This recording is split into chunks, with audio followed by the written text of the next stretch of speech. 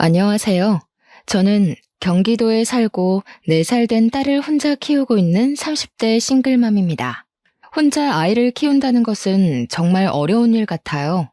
아이를 데리고 이혼을 결심했을 때 절대 쉽지 않으리라 생각은 했지만 이 정도로 힘들 거라고는 감히 예상을 못 했거든요. 그나마 제가 집에서 프리랜서로 적지 않은 돈을 벌고 있고 친정에서 살며 육아 도움을 받을 수 있어서 이렇게 살고 있지. 아니었으면 아마 진작에 저는 다른 세상 사람이 되었을지도 모르겠네요. 그래도 이젠 어느 정도 안정이 되어 예쁜 우리 딸과 친정 부모님과 함께 즐기며 잘 살아나가고 있네요. 저는 자존심이 정말 강하고 어떤 일에서든지 완벽해야 하는 성격을 가지고 있어요. 결혼 생활도 마찬가지였죠. 다른 누구보다 결혼을 잘해야 했고 완벽한 아내와 엄마가 되어야만 했어요. 하지만 제 삶은 제가 계획한 대로 흘러가지 않았고 결국 이혼을 하게 되었죠. 이혼하고 나서 주변에 이 사실을 알려야 하는데 입이 떨어지지 않더라고요. 그래서 아직도 친구들은 제가 이혼한 사실을 몰라요. 사실 이곳에 처음으로 이혼한 사실을 밝히는 것이랍니다. 솔직히 이혼하고 혼자 아이를 키우는 이야기가 듣기 좋게 들릴 분은 아무도 없겠지만 그래도 저의 살아온 이야기를 듣고 누군가는 여기서 살아갈 힘을 얻게 될 수도 있지 않을까 하는 생각에 큰 용기를 내어 사연을 보내요. 저는 앞서 말한 바와 같이 공부도 꽤 잘했고 좋은 대학 건축공학과를 나와 아주 좋은 회사에 입사했어요. 처음 입사한 회사였음에도 어린 친구가 일도 잘하고 성격도 좋다고 인정받으며 입사 동기보다 더 빠른 진급을 할 수가 있었죠. 이렇게 승승장구의 인생을 달리고 있는데 어느 날 모르는 번호로 문자가 왔어요. 혹시 이정희 씨 핸드폰 맞냐고요. 그래서 제가 이정희 맞는데 누구시냐고 했더니 제가 초등학교 때 정말 많이 좋아했던 남자 동창 김동근이었어요. 동근이와 저는 인생에서 가장 순수했던 초등학교 시절 서로 너무 좋아했어요. 우리는 항상 아침마다 만나 손을 꼭 잡고 등교를 했어요. 그 모습을 본 친구들이 다들 놀렸지만 그래도 꿋꿋이 손을 잡고 초등학교 6학년까지 같이 등하교했어요. 학교가 마치면 서로의 집에 놀러가 부모님께 인사를 드리고 같이 놀고 책도 읽고 간식도 먹으며 시간을 보냈죠. 전교생이 다 알고 선생님들도 다 알 정도로 유명한 커플이었지만 졸업 후 다른 중학교로 가며 자연스럽게 연락이 끊겼어요. 이랬던 친구에게 연락이 오니 너무 반가웠어요. 그래서 퇴근 후 바로 동근이에게 전화를 걸었죠. 동근이도 마침 우리 회사 근처에 다니고 있었고 그렇게 우리는 몇 번 만나 연애를 시작하고 결혼까지 했어요.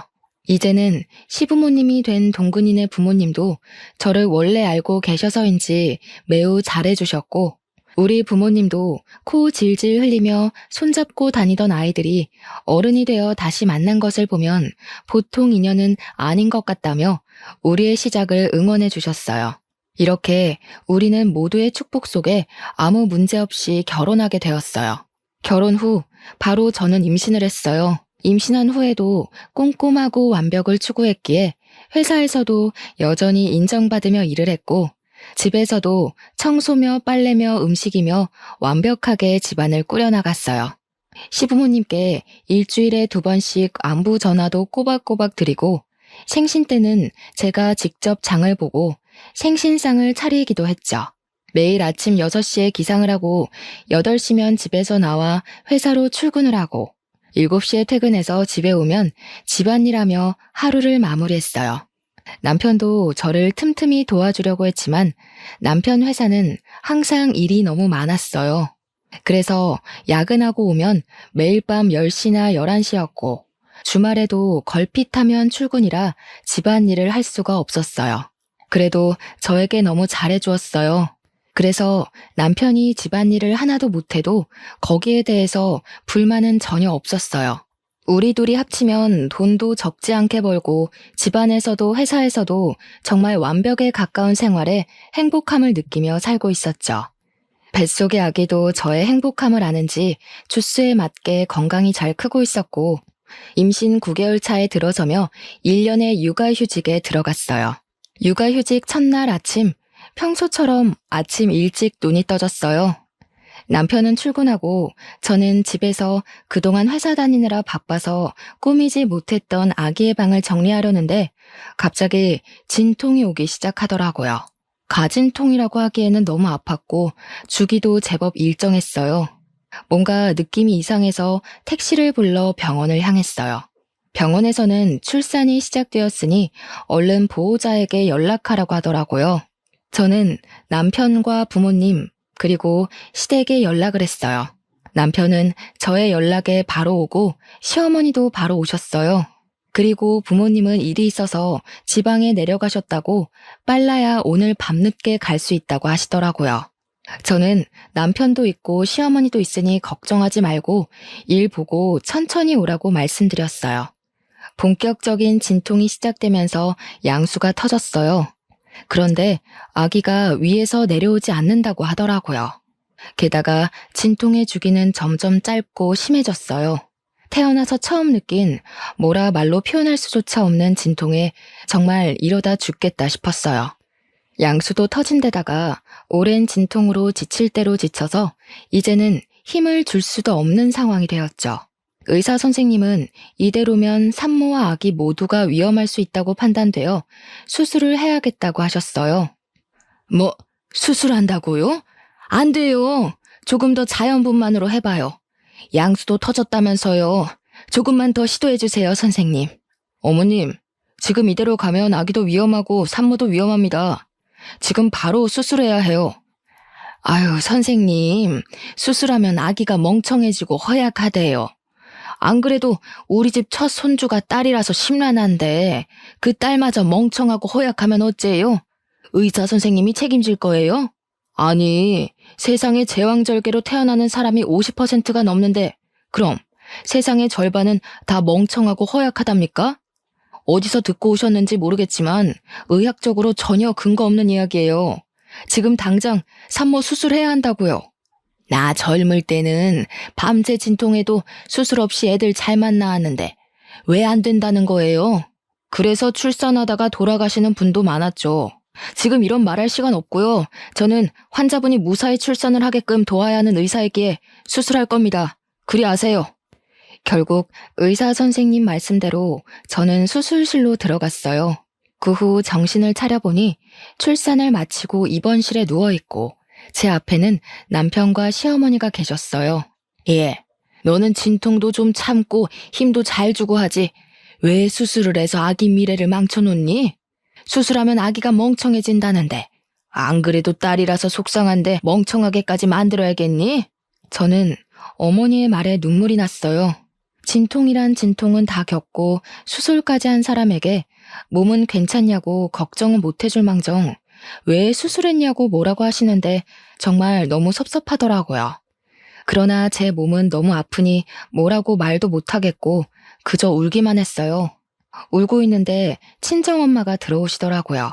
팅팅 부은 얼굴로 눈과 코가 시뻘개져서 울고 있는 제 모습을 보고 엄마는 깜짝 놀라셨어요. 사돈 왔어요? 아니, 얘가 좀만 더 힘주면 자연분만으로 나을 수 있는데 그걸 못하고 수술을 했지 뭐예요. 사돈도 아시죠? 수술해서 아기 낳으면 허약하고 멍청해지잖아요. 이제 엄마면 좀 아픈 것도 참고 해야지. 그걸 못 참아서. 뭐라고요? 그럼 지금 자연분만 못했다고 이제 막 마취해서 깨어난 아이에게 잡돌이 하셨어요? 잡돌이는 아니고 그냥 아쉬워서 그런 거죠. 아쉬워서. 아쉽긴 뭐가 아쉬워요. 수술해서 아기가 잘못됐어요? 어디 아프대요? 김서방, 아기 뭐 잘못됐어? 아기는 건강히 태어났습니다. 다만 저희 엄마는 앞으로 아기가 잔병치레가 심할까봐 걱정하는 마음에서 하시는 이야기세요. 저희 엄마가 감정이 격해져서 말이 좀 세게 나온 것 같은데 죄송해요. 내가 무슨 말을 세게 했니? 너 지금 장모 왔다고 편드는 거냐? 남편은 시어머니와 엄마에게 여기 병원이니 이제 그만하시라고 말렸어요. 아빠도 주차하고 왔는데 엄마가 사돈과 싸우고 있으니 일단 엄마를 데리고 나가셨어요. 이렇게 제 딸 고은이의 탄생 첫날은 아주 시끌벅적하게 지나갔어요.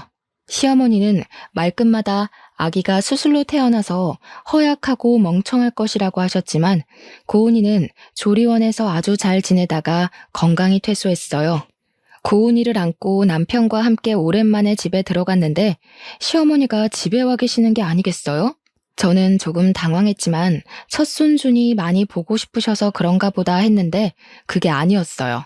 여보가 그동안 회사 다니느라 산후조리는 생각도 하지 못했잖아. 그런데 보니까 다들 조리원 후에는 산후조리 해주시는 이모님 도움받아서 산후조리 하더라고. 인제 와서 이모님 구하기도 힘들고 해서 내가 우리 엄마한테 여보 산후조리 좀 부탁했어. 사실 조리원에서 집에 오면서 목도 못 가누고 쥐면 아스러질 것 같은 이 신생아를 어떻게 씻겨야 할지 막막하기는 했어요. 아주 조금은 시어머니가 일하고 계시지 않으니 집에서 조금 도와주셨으면 좋겠다는 생각도 하긴 했고요. 근데 막상 정말 집에 시어머니가 계시니 조금 당황스럽더라고요. 그래도 남편이 저를 생각해서 이렇게 했다는 것이 고마웠어요. 그날 밤 저는 수유를 해야 하니 거실에서 자고 남편은 다음날 출근해야 하니 큰 방에, 어머니는 작은 방에서 주무셨어요. 고은이가 새벽에 배고프다고 울길래 모유를 먹이려는데 잘 되지가 않더라고요. 분명히 조리원에서 퇴소하고 집에 와서는 잘 먹었는데 밤이 되니 먹이도 않고 잘 물지도 못했어요. 고은이는 짜증이 났는지 더 크게 울고 그 울음소리에 어머니가 작은 방에서 주무시다가 나오셔서 무슨 일이냐고 물어보셨어요. 고은이가 우유를 먹지 못하네요. 배고파서 우는 것 같은데 일단 조리원에서 받은 비상용 분유라도 먹여야겠어요. 저 잠깐 분유 좀 타고 있을게요. 고은이 좀 안아주세요. 뭐? 아기 분유를 먹인다고? 사람이 사람 젖을 먹어야지 소젖을 어떻게 먹이니? 그래도 아기가 뭐 다른 거 대체해서 먹을 수 있는 것도 아니고 배고파서 이렇게 오는데 어떻게 해요? 아기한테 소젖 먹이면 애 성격 다 버린다. 안 그래도 수술해서 애는 멍청하고 허약할 텐데 너는 애한테 소젖 먹여서 성격도 드세네로 키우고 싶어? 시어머니는 우리 아들 내일 출근해야 해서 푹 자야 하는데 딸이라는 애가 아빠한테 도움이 안 된다며 우는 고은이를 빼앗듯이 안으셨어요. 그리고 고은이를 달래보려고 하셨지만 고은이는 역시 울기만 했죠. 기저귀를 갈아도 소용없었어요. 우리 동근이는 신생아 때도 모유도 잘 받아먹고 기저귀만 갈아줘도 한 번도 이렇게 안 울고 키웠는데 얘는 계집애가 왜 이렇게 유별나니? 네 성격 그대로 빼다 박았네 박았어. 어머니가 고은이를 안고 돌보며 왜 이렇게 우냐고 온갖 짜증을 다 부리시는데 저도 화가 나더라고요. 그래서 제가 고은이를 보겠다며 안고 모유를 다시 주려고 시도했어요. 역시나 고은이는 울기만 하고 먹지를 못했어요. 수술해서 나온 아이라 멍청해서 제 엄마 젖도 물지 못하나 보다. 그니까 엄마가 됐으면 좀 힘도 잘 주고 진통도 참을 것이지 그깟 진통 하나 못 참아서 의사가 수술하란다고 옳다쿠나 하고 수술했니? 시어머니는 고은이가 울 때마다 애가 저를 닮았다고 하시고 수술해서 나와서 성격이 이 모양인 것 같다는 말도 안 되는 소리를 계속 하셨어요. 그런 이야기를 듣고 있자니 화가 났지만 당장 고은이가 죽을 듯이 울어대서 시어머니의 잔소리에 일일이 대응할 만큼의 여력이 되지 않았어요. 결국 고은이는 울다가 새벽녘이 되어서야 잠이 들었어요. 고은이는 아침에 남편이 출근하고 난 이른 아침에도 모유를 여전히 먹지 못했어요. 고은이는 집이 떠나가라 울었어요. 밤새도록 모유만을 고집하시던 어머니는 결국 젖병에 분유를 타서 오셨어요. 젖병에 분유를 타서 주자 고은이는 허겁지겁 먹더라고요. 소젖 다 주니까 잘 먹네. 사람이 사람 젖을 먹어야지 소젖을 저리 먹으면 어째? 안 그래도 성격이 고약할 것 같은데 한 손가락했어. 안 그래도 수술해서 몸이 비실비실할 텐데 걱정이다 걱정이야. 어머니는 고은이가 분유 먹는 모습을 보며 매우 못마땅해 하셨어요. 화가 났지만 전날 밤부터 지금까지 고은이의 울음소리에 저도 지칠 대로 지쳐서 뭐라고 대꾸할 힘도 없더라고요. 그래서 그냥 또 그러려니 하고 넘겼어요. 고은이가 분유를 다 먹고 잠이 들고 저도 아침을 좀 먹으려는데 어머니가 미역국을 한 솥 끓여 놓으셨더라고요. 어머니는 고은이도 이제 잠잠해졌으니 같이 아침 먹자고 상을 차려주셨어요. 밥상에 수저와 밥을 놓으셔서 도와드리려고 하니 저보고 너는 앉아있으라고 하시더라고요. 저는 앉아있으면서 시어머니의 밥상을 받을 며느리가 이 대한민국에 몇이나 될까 생각했어요. 사실 고은이 낳기 전을 돌아보면 어머니는 저에게 너무 잘해주셨거든요. 제가 임신했을 때 먹고 싶은 음식이 있다고 하면 바로 만들어주시고 시댁에서도 설거지 한 번을 시키지 않으셨어요. 이렇게 좋으신 분인데 지금은 산후조리해 주시느라 어머니도 피곤하셔서 말이 다소 거칠게 나오는 것뿐이지 제가 싫거나 한 건 아닐 것으로 생각했어요. 정말 감사히 밥을 먹으려는데 제 미역국 그릇에는 미역에 국만 없이 맑은 국물만 있고 어머니 본인의 국그릇에는 미역에 소고기까지 잔뜩 있더라고요. 어머니, 저를 생각해서 이렇게 미역국 끓여주신 건 너무 감사한데요. 저도 미역 좀 주세요. 미역을 많이 먹어야지 붓기도 빨리 빠지고 회복이 잘 된대요. 저는 제가 이 말을 하면 어머니가 본인의 국그릇을 제 국그릇과 바꿔주실 줄 알았어요.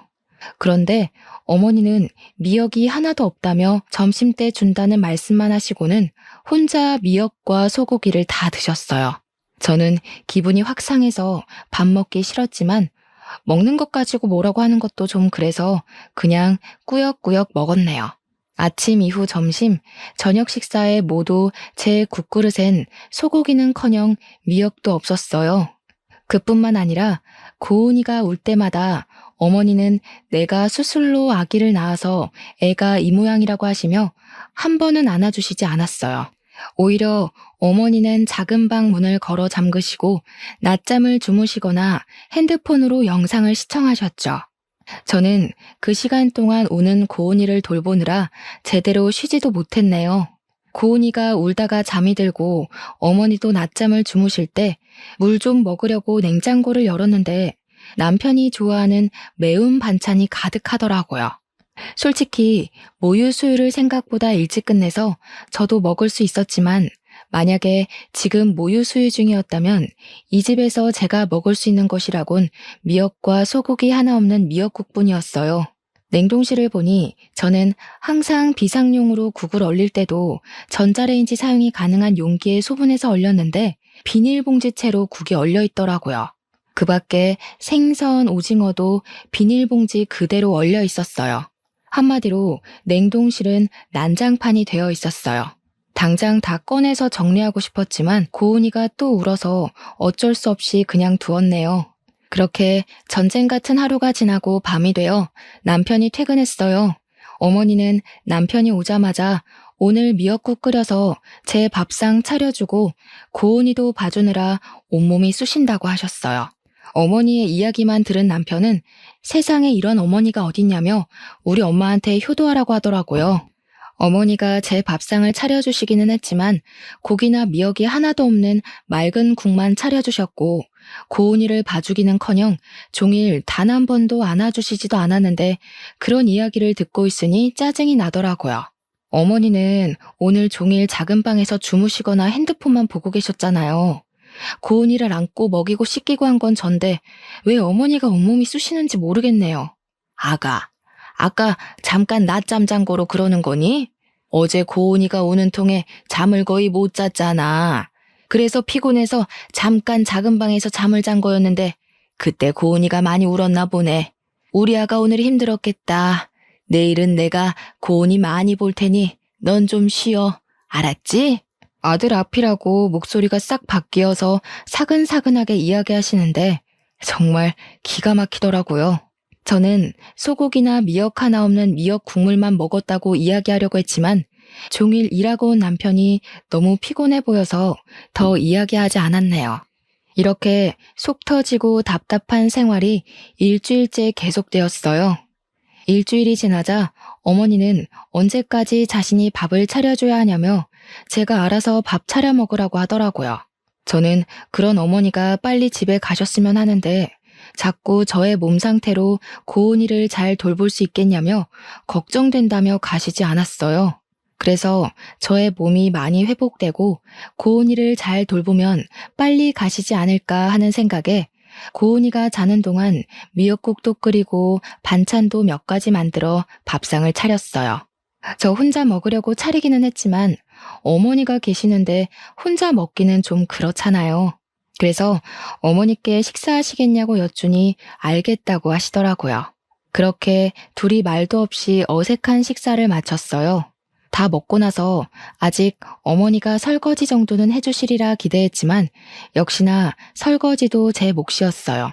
그렇게 저 혼자 반찬하고 아기 보고 어머니 배고프시다니 밥상도 차리고 설거지도 하는데 과연 이것이 저의 산후조리인가 아니면 시어머니의 산후조리인가 싶더라고요. 답답한 마음에 밤에 어머니 주무실 때 남편에게 하소연도 했지만 남편은 어머니라고 편하시겠냐며 나이 드시고 힘드신데 그래도 며느리 생각해서 이렇게 계시는데 조금만 더 참으라고 하더라고요. 제가 회복되는 모습 보면 바로 가실 것이라고요. 그렇게 힘들고 답답한 일상을 이어가던 중 제 여동생 정은이가 조카 고은이를 보러 왔어요. 정은이는 고맙게도 제가 평소에 좋아하는 멜론을 사왔더라고요. 어머니는 정은이가 가져온 멜론을 보며 자신도 멜론을 너무 좋아한다고 하시며 멜론을 가져가시더라고요. 그러더니 주방에서 멜론을 깎으시길래 우리에게 주시려는 줄 알았는데 깎은 멜론을 들고 잘 먹겠다며 작은 방에 들어가셨어요. 결국 손님으로 온 정은이가 자신이 사온 멜론을 직접 깎아서 먹었답니다. 이후 고은이를 보며 이런저런 이야기를 하다 보니 점심시간이 되었어요. 제가 같이 점심을 먹으려고 밥을 하려고 주방에 가니 정은이가 놀라서 쫓아오더라고요. 언니는 산후조리 중인데 왜 밥을 하냐고요. 그러면서 평소에도 설마 시어머니는 하나도 도와주시지 않고 언니 혼자 밥 차리고 고은이 돌보고 한 거냐고 하며 걱정하더라고요. 저는 정은이가 걱정할까봐 아니라고 대충 둘러댔어요.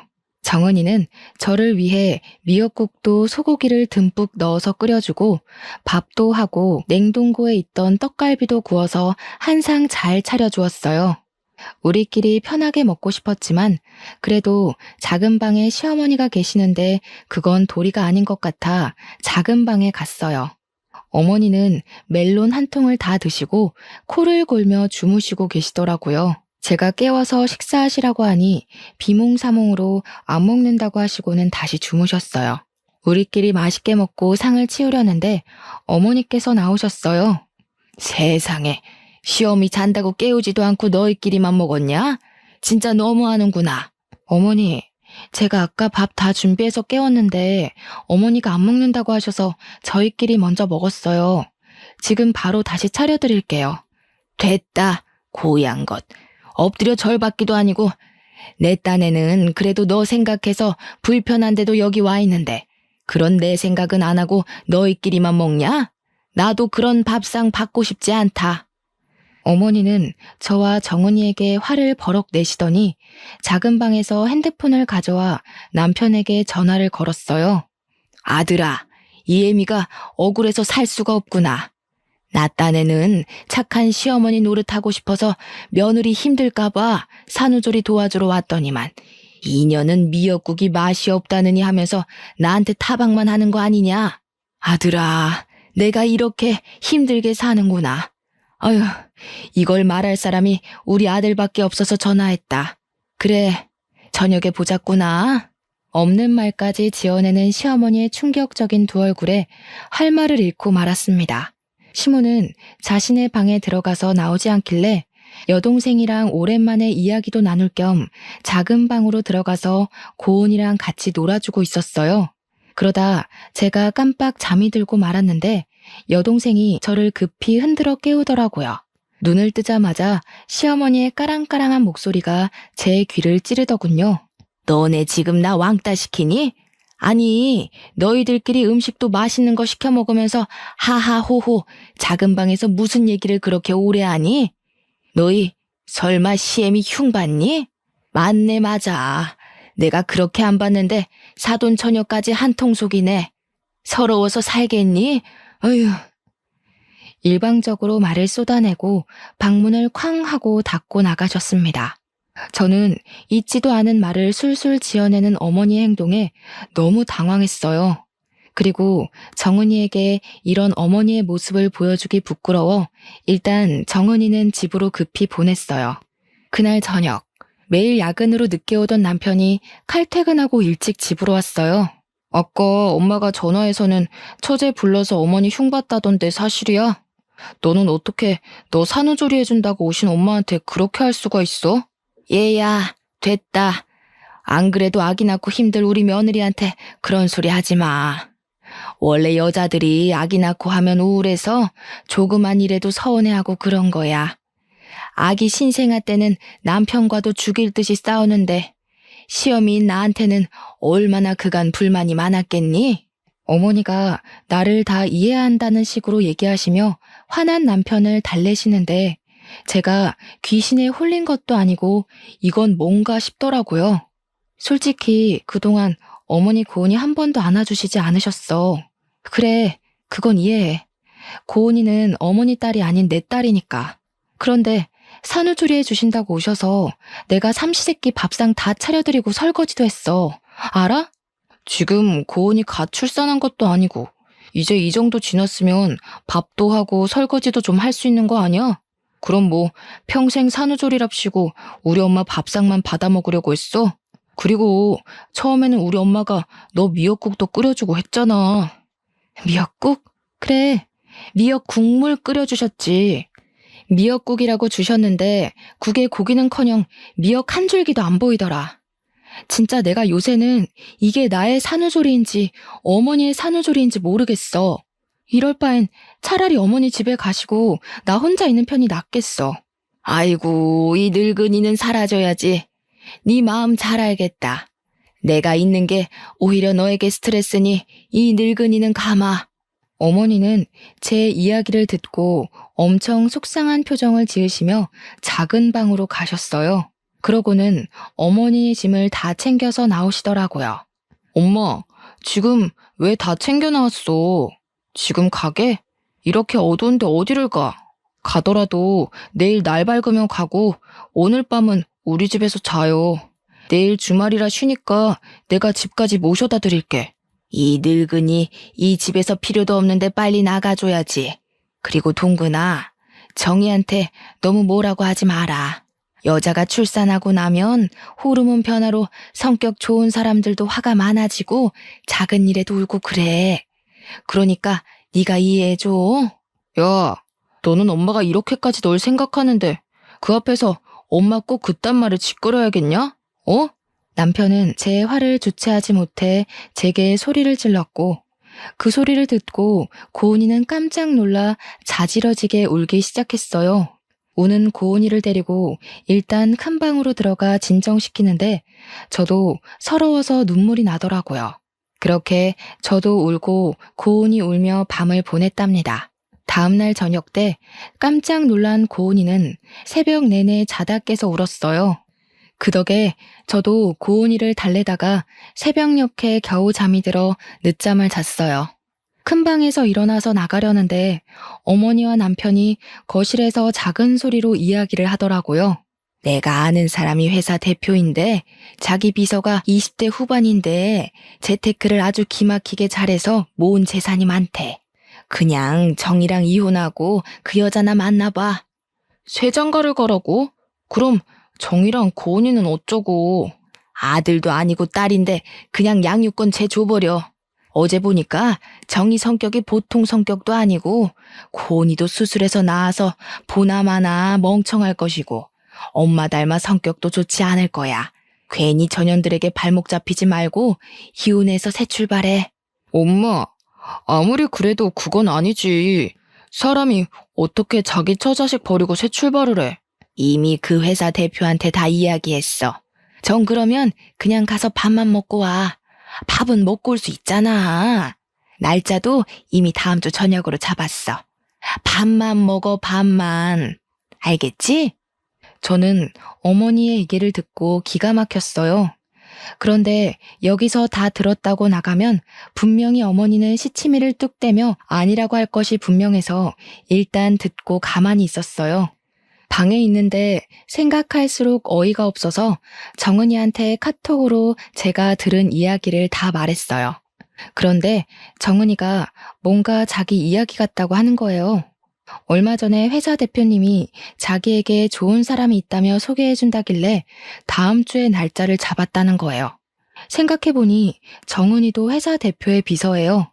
그리고 어릴 때부터 금융에 관심이 많아서 주식, 부동산 등에 투자하며 돈을 잘 굴렸고, 그래서 지금 가진 돈도 많아요. 저와 정은이는 남편이 소개받을 사람이 바로 제 동생이라는 확신이 들었어요. 이거 어떻게 해야 하나 고민하고 있는데 정은이에게 카톡이 오더라고요. 언니는 형부랑 어떻게 하고 싶냐고요. 솔직히 수술해서 낳은 애라서 멍청하다.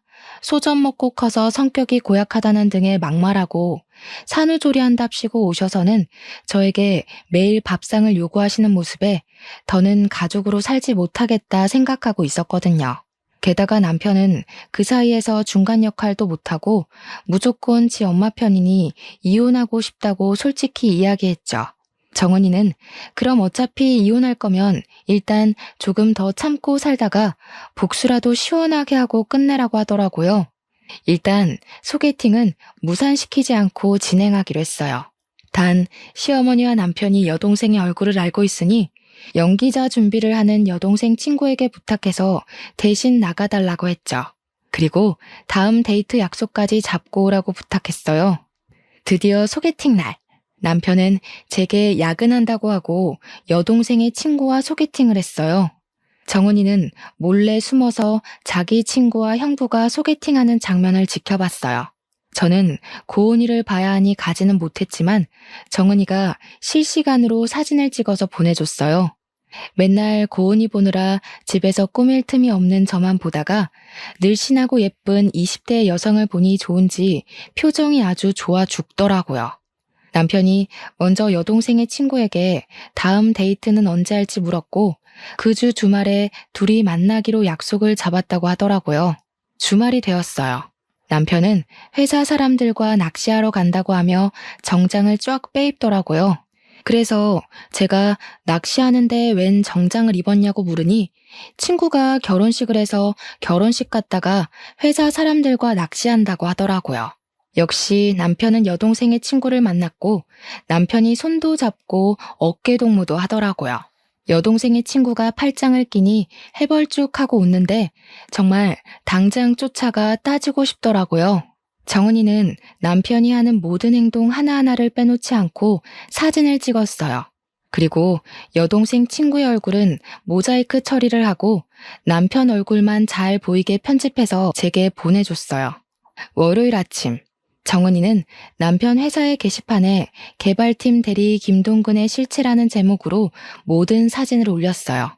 그 내용은 김동근 대리는 아직 돌도 되지 않은 예쁜 딸을 둔 아빠인데 집에 부인과 딸이 있음에도 불구하고 부인이 지겨웠는지 내 친구를 만나고 있다고 썼어요. 순진한 내 친구는 이 사람이 유부남인지도 모르고 몇 번 밥 먹고 데이트했다는데 자신이 만난 남자가 유부남인 것을 알고는 충격에 휩싸였다고 하며 이런 김동근 대리에 대해서 어떻게 생각하시는지 사내 직원들의 의견을 묻는다고 적었어요. 댓글을 보니 누군가가 김동근 대리는 회사에서 평이 아주 좋은 분인데 그럴 리가 없다며 그냥 와이프와 데이트한 것인데 오해하고 쓴 글 아니냐고 하더라고요. 그런데 그 밑에 댓글을 보니 자기가 김동근 대리의 아내 되시는 분을 안다면서 그분은 키가 작고 통통한 체형인데 여기 모자이크 처리된 사진 속의 여자분은 키도 크고 늘씬한 것이 아내는 확실히 아니라고 적혀 있었어요. 그 댓글로 인해 남편은 자기 자식 낳아준 아내를 버리고 새로운 여자를 찾아 나선 천하의 나쁜 놈이 되어버렸어요. 저는 동생의 작품에 감탄하며 저는 저의 복수를 시작했어요. 저는 작은 방에서 주무시고 계시는 어머니의 핸드폰을 가져왔어요. 그리고 어머니의 핸드폰에 카톡으로 들어가 정은이가 보내준 사진들을 첨부했어요. 그 밑에는 이명자님의 아들 김동근은 딸이 있는 가정의 가장인데 부인이 지겨웠는데 새로운 여자를 만나고 있다는 내용을 함께 적어 카톡에 저장된 모든 지인에게 전송했어요. 그리고 제가 준비한 음성 파일을 하나 더 보냈어요. 사실 어머니가 남편에게 새로운 출발을 하라고 권하신 그날 이후부터 어머니가 저에게 했던 말들을 다 녹음했거든요. 그 녹음 파일에는 고은이가 울 때마다 제가 수술로 나와서 애가 멍청하다고 하신 말, 제게 집안일을 시키고 집안일을 제대로 하지 못하면 너는 얼굴도 못생겨서 일도 못한다고 구박하셨던 말, 인격 모독한 말과 욕설을 하신 것까지 매우 상세하게 녹음했어요. 그리고 이 모든 것을 듣기 좋게 편집을 했어요. 요새는 핸드폰 어플이 잘 나와서 음성 파일 편집은 아주 쉽더라고요. 그 후 이명자님의 산후조리 중인 며느리에게 했던 말이라는 제목을 써서 이 음성 파일을 카톡에 저장된 모든 사람에게 보냈어요. 잠시 뒤 어머니 핸드폰으로 전화가 오고 카톡 오고 난리가 났어요. 어머니 친구분 중에는 나도 엄마가 수술해서 나왔는데 그럼 나도 멍청한 거냐며 어떻게 같은 여자가 돼서 며느리한테 그러냐고 너같이 무식한 년이랑 더는 만날 수 없다며 화를 불같이 내셨어요. 어머니가 전화하고 카톡하며 이 사태를 수습하고 있는데 남편이 죽을 상을 짓고 집에 오더라고요. 엄마가 소개해준 그 여자와 데이트한 사진을 누가 사내 게시판에 올려서 사장실에까지 끌려가서 혼났대요. 그리고 본사에서 쫓겨나 아무 연고가 없는 지방으로 발령을 받았다더라고요. 저는 그렇게 괴롭게 하던 모자가 쩔쩔매는 모습을 보니 웃음을 참을 수가 없었어요. 저는 그 모습을 보며 깔깔거리며 웃었어요. 남편과 어머니는 이 심각한 상황에 갑자기 웃고 있는 저를 보며 이해 못하겠다는 표정을 지으시더라고요. 그래서 두 사람에게 사실 이 모든 일을 저와 제 동생이 계획했다고 말했어요. 그럼 너랑 처제가 이 모든 걸 다 계획한 거라고? 왜? 도대체 왜? 아무리 그래도 그렇지 어떻게 네가 남편과 시어미한테 이럴 수가 있냐? 네가 그러고도 사람이냐? 그러니까 저한테 적당히 하셨어야죠. 어머니가 그동안 고은이 울고 뗐을 때마다 수술로 나와서 애가 멍청해서 저런다며 하실 때 저 정말 속상했지만 참았어요. 제가 사랑하는 남편을 낳아주신 어머니시고 또 어머니도 힘드시니 이러시는 거겠지 했어요. 근데 왜? 우리끼리의 문제를 왜 밖에 퍼뜨려서 이렇게 쪽팔리게 만드냐고 왜? 그런데 어머니가 남편에게 새 살림 차리라고 하시는데 정말 그때는 못 참겠더라고요. 아니, 그 와중에 제가 더는 참을 이유가 없죠. 이미 두 사람은 저와 고은이를 버리고 다른 살림을 차릴 계획을 세우는데 제가 왜요? 그럼 그냥 나에게 얘기라도 했어야지. 이야기? 너 그동안 내가 얘기하면 듣는 척이라도 했니? 어머니한테 막말, 욕설 들을 때 어머니가 이렇게 하셨다고 얘기하면 우리 엄마가 그럴 리가 없다며 내 이야기는 들으려 하지도 않고 오로지 네 엄마 편만 드는 너한테 내가 무슨 얘기를 해. 내 입만 아프지. 그래도 좀 더 나한테 얘기를 하지 그랬어. 꼭 이렇게까지 일을 크게 벌려야겠어? 우리 고은이는 어떡하라고. 고은이를 그렇게 생각하는 양반이 젊은 여자랑 손잡고 어깨동무하고 다니냐? 인제 와서 고은이 핑계를 대면서 날 막으려는 생각하지 마. 다 필요 없고 이혼이야. 우리 이혼해. 아, 너는 새장가 가야 하니까 고은이는 내가 데리고 살게. 양육권 꿈도 꾸지 마라. 저는 남편과 어머니께 그동안 참고 왔던 모든 서러운 것들을 다 이야기했어요. 그리고 저와 고은이의 짐을 챙기고 고은이를 안고 집에서 나왔어요. 남편과 어머니는 망연자실한 표정으로 주저앉아 이제 어떻게 사냐며 울고 있더라고요. 밖으로 나가니 이미 정은이가 와 있더라고요. 정은이의 도움으로 짐을 싣고 차에 타 친정으로 갔어요. 엄마는 정은이에게 들어 대충 제 상황을 알고 계셨어요.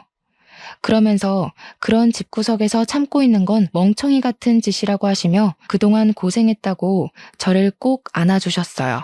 엄마에게 행복하게 잘 사는 모습 보여드리고 싶었는데 그러지 못하고 이혼이라는 큰 부류를 저지르고 왔는데도 뭐라고 하지 않으셨어요. 오히려 잘했다고 이야기해 주시니 너무 감사하고 죄송하더라고요. 그 뒤로 우리의 이혼은 빠르게 진행되었어요.